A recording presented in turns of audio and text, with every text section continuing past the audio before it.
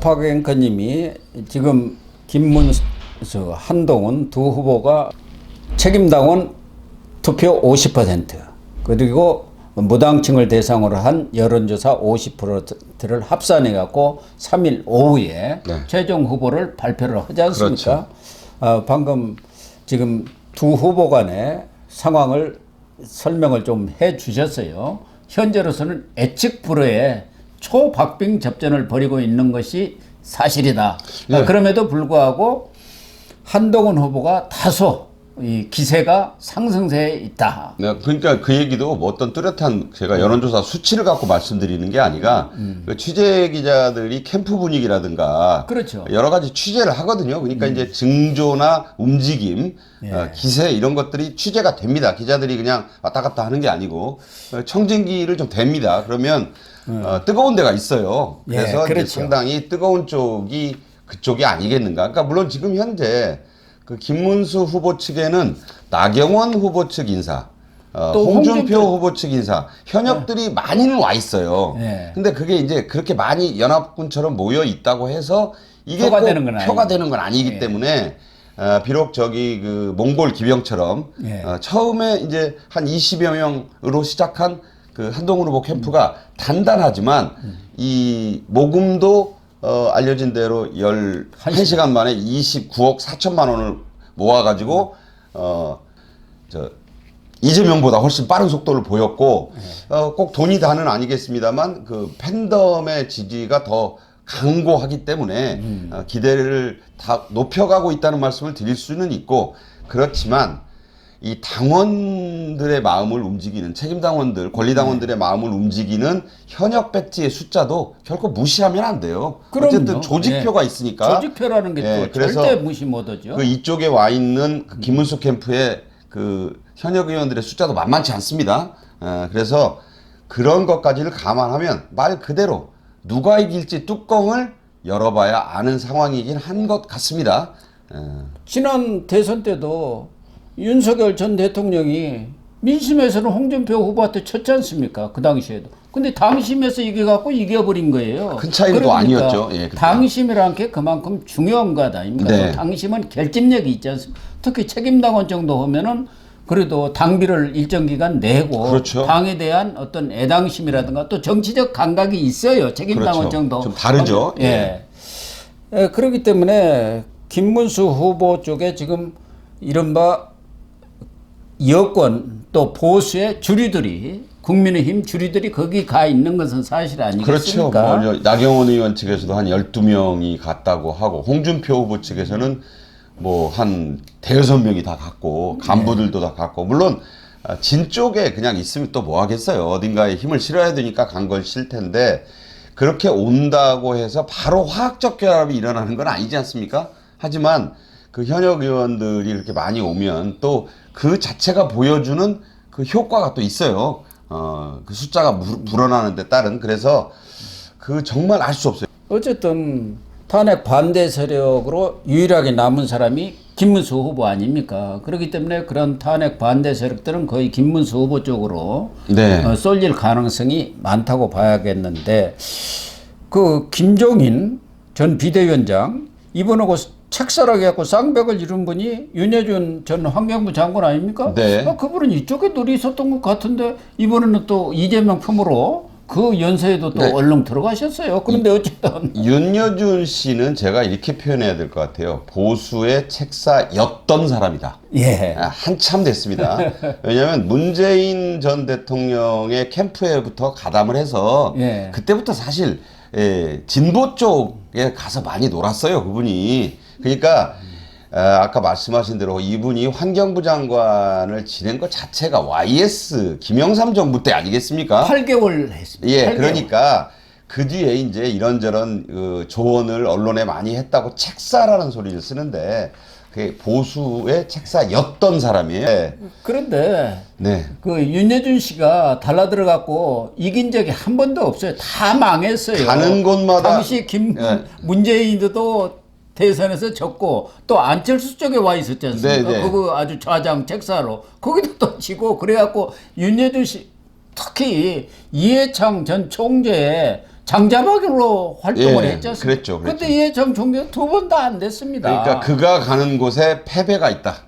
뭐 그런 징크스를 뭐 하도 이제 보수의 얼굴 하나를 찾으려고 하다 보니까 급이 맞는 사람이 윤여준 씨밖에 없어서 그런 건데 뭐 그분이 뭐 얼마나 소위 보수표를 이재명에게 끌어다 줄지는 의문이고요. 뭐 윤여준 씨 쪽으로 말이 조금 빗나갔는데 김종인 아, 네. 전 위원장 얘기를 하려다 그랬습니다. 근데 김종인 전 위원장은 가는 데마다 늘 이겼어요. 그렇죠. 승리를 몰고 다녔죠. 그런데 이 김종인 전 비대위원장은 한동훈 후보하고는 한동훈 후보가 대표로 물러난 뒤에 지난번 이 탄핵 찬성이 가결되고 난 뒤에 한 번인가 만났다는데 그 후로는 어떻게 한동훈에 대해서 아주 적극적인 지지자로 이게 변모가 됐는데 1일 날도 모 방송에 나가가지고 국민의힘 최종 후보는 한동훈이 될 것이다. 거의 확실하다. 이렇게 아주 단정적으로 이 얘기를 하면서 한덕수 대행이 출마를 하는 것은 비상식적이고 그분이 만약 대선 후보가 된다면은 윤석열 정부 이 연장선상으로 볼 것인데 어떻게 이재명을 이길 수가 있겠느냐 이런 얘기를 했어요. 네. 그래서 저는 이 김종인 그래도 정치적 예측으로는 현재 우리 정치권에서는 가장 그래도 예측력이 있는 높은 분이죠. 분이고 네네네. 정치력이 있는 분 아닙니까? 그래서 김종인 전 위원장의 말도 그렇게 흘려들 이야기는 아니지 절대 흘려들어서는 않느냐. 안 되고요. 예. 의미 있는 대목들을 담고 있습니다. 다만 제가 드릴 말씀은 모든 것은 이제 표가 결정할 것이다. 여론이 결정할 것이다. 그러니까 이게 뭐냐면 이제 저런 예측을 하셨는데 또 머쓱한 결과가 나올 수도 있고 그렇죠. 적중할 수도 있어요. 그러니까 그런데 이제 그 어떤 아까 말씀드린 대로 김종인 전 위원장의 그 수제자는 이준석 개혁신당 의원입니다. 세대 교체의 방점을 오래전부터 찍은 게 이준석 의원이에요. 그래서 이준석 의원은 아마 김종인 위원장이 하라면 이 사람하고 손을 잡고 단일화를 하라고 하면 할 사람이에요. 그러니까 김종인 전 위원장의 아주 키즈 아닙니까? 네, 그러니까 이제 김종인 키즈가 이준석이에요. 승리 공식은 그러니까 이게 그 김종인 위원장의 마음속에 한동훈 위원장이 있다고 하면 한동훈 위원장과 이 이준석 의원이 결합하면 세대 한 사람은 50대 초반 한 사람은 40대 예. 딱 40살 그러니까 이 이른바 정치 교체 시대 교체 세대 교체가 완전히 가능한 모델이라고 하는 것을 지적하고 있는 것이고 저는 그 부분에 대해서 전적으로 동감을 합니다. 그런데 이걸 받쳐주기 위한 전제 조건 한동훈 후보가 국민의힘 최종 경선에서 일단 살아남아서 1등을 해야 되는 것이고요. 그 전제가 이루어진다면 그때는 아까 말씀드린 대로 전부 이긴 승자에게 승복을 해야 돼요. 예. 그래서 승복해야 합니다. 이제 그렇게 예. 갈 수 있다라고 충분히 생각을 합니다. 그리고 그 반대의 경우가 날지라도 이번에는 김문수 후보가 또 이기면은 어쨌든 김문수 후보와 또 한덕수 예. 후보 간에 단일화를 통해서 누가 후보가 되든 그 사람을 중심으로 해서 다 뭉쳐야 그러니까 합니다. 이제 한동훈 후보가 승리하면 김문수 후보 측에 와 있던 모든 사람은 한동훈 후보를 전적으로 밀어야 돼요. 왜냐하면 당무의 우선권이 경선에서 이긴 후보가 대선 때까지 갖고 있습니다. 그렇습니다. 그래서 대표를 겸하는 거예요. 그러니까 총재를 하는 거죠. 예. 그러니까 그런 체제가 되기 때문에 지금 무슨 권성동 원내대표니 영세 비대위원장 다 소용없는 거예요. 네. 선대위 체제로 개편하는 거니까. 그래서 이제 한동훈 체제로 가면 그럼 한동훈 체제를 그 반대하던 분들도 다 깨끗이 승복하고 밀어줘야 돼요. 그러면 그럼. 그 후보가 파트너를 고르는 겁니다. 그 파트너를 골라서 단일화를 할지 말지도 그 후보가 결정을 하는 거예요. 그게 민심이니까, 그 표심이니까 그걸 명심하고 가야 될 것이고 반대의 경우도 똑같은 말 반복하지 않겠습니다. 김문수 후보가 만약에 후보가 되면 한동훈 후보 섭섭함이 있든 어쨌든 전적으로 승복하고 자신의 그래야죠. 팬덤, 자신을 지지하던 모든 분들을 설득해서 김문수 후보를 따라야 돼요. 그러면 김문수 후보가 또 결정을 하는데 김문수 후보는 지금 그 경선이 임박하면서 내가 불쏘시개는 안 되겠다는 얘기를 했거든요. 그전에는 뭐 가서 기꺼이 마치 그 한덕수 대행을 그 모실 것 같은 식으로 추대할 것 같은 얘기였는데 좀 워딩이 달라졌습니다. 물론 그 경선에 임하기 전부터 김을 안 빼려는 캠프의 전략일 수도 있고요. 그래서 하여간 선출되는 후보가 전적으로 후보 단일화의 모든 권한을 쥐고 갈 겁니다. 그분이 말하는 대로 따라야지만 경선 승리 방법이 있어요. 그러니까 졌다고 해서 후보들 보고 야 뭐 차라리 이재명 찍으러 가자 이런 식이 돼버리면 이건 완전히 판이 끝나는 거예요. 그러니까 선거의 진 쪽에서 마음이 좋을 리가 없죠. 그렇지만 어제 교의대 대법원장에 의한 1차 기적이 있었으니까 이걸 아까 그 한덕수 대행이 한 말대로 이게 기적의 시작일 뿐이다.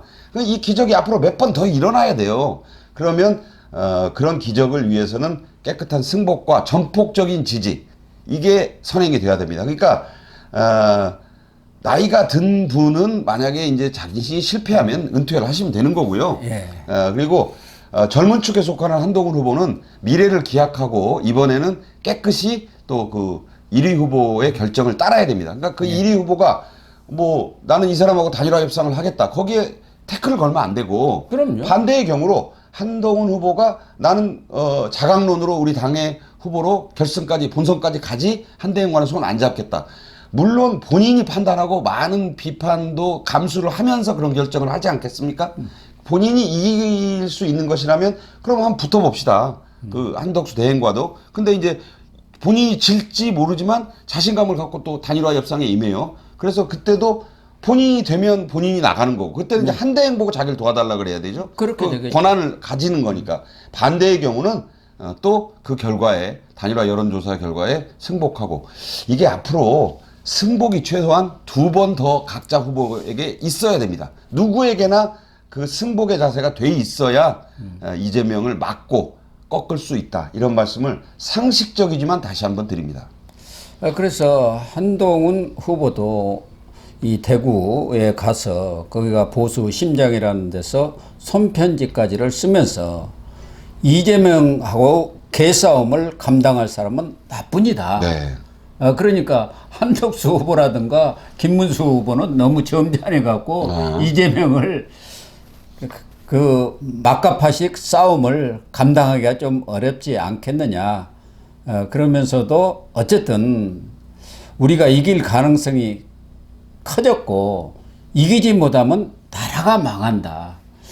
그런 차원에서 명분과 비전 있는 후보를 좀 밀어달라. 뭐 이런 얘기를 했네요. 네, 뭐 본인으로서는 최선의 호소를 한 것이고요. 진정성이 담겨 있다고 봅니다. 전투력은 뭐 정평이 나 있는 검객 출신 아닙니까? 한동훈 후보가. 그러니까 그 전투력에 대해서는 의심할 바가 없고 다만 그 모든 것을 결정하는 것은 이 표심. 그 그렇죠. 표로 나타나는 숫자 이게 아까운 표차가 될 수 있다고 봐야죠. 워낙 접전이니까 진 쪽에서 수긍이 안 되는 표 뭐 일방적으로 나오지는 않을 것 같아요. 지금 예상이. 그러면 야 내가 좀 저 정도 표차로 내가 분루를 삼켜야 되나? 흔히 분루를 삼킨다고 그러잖아요. 눈물을. 그러니까 그런 경우가 누구에게나 있을 수 있어요. 0.73%로 네. 대통령 자리를 가지 못한 거 아닙니까? 그러니까 당연하죠. 그러니까 홍준표 전 후보가 눈물이 그렁그렁한 채로 그 물러났지 않습니까? 지금도 연락이 잘 안 된다 그래요. 그 휴대폰을 거의 다 꺼놓은 것 같습니다. 그러니까 누군들 패배가 아프지 않고 누군들 승리를 원하지 않겠습니까? 다만 우리는 하나의 목표를 향해서 모든 전력을 다 모아야 될 시점. 그래서 하나의 칼을 엑스칼리버 같은 칼을 벼러서 이재명과 싸워야 됩니다. 그런 점에서 정말 일정 자체가 너무 짧아요 지금. 그러니까 하루하루가 금쪽 같은 시간이 될 것이다. 그래서 이제는 보수 시민들에게 희망이 생겼어요. 어제. 그렇습니다. 네, 그래서 이 희망을 키워서 반드시 우리가 2번째, 3번째 기적을 이루도록 하고 싶고 거기에 여러분도 많이 동참해 주시길 제가 부탁을 제가 뭐 부탁드릴 입장은 아닌데 힘을 좀 내고 싶습니다. 네. 예, 저도 박 앵커님 말씀에 100% 공감을 표시를 하면서 우리 보수 우파들이 이제 좀 화이팅을 하도록 했으면 좋겠습니다. 네. 네, 시청자 여러분, 오늘 방송은 여기서 마치도록 하겠습니다. 시청해 주셔서 감사합니다. 고맙습니다.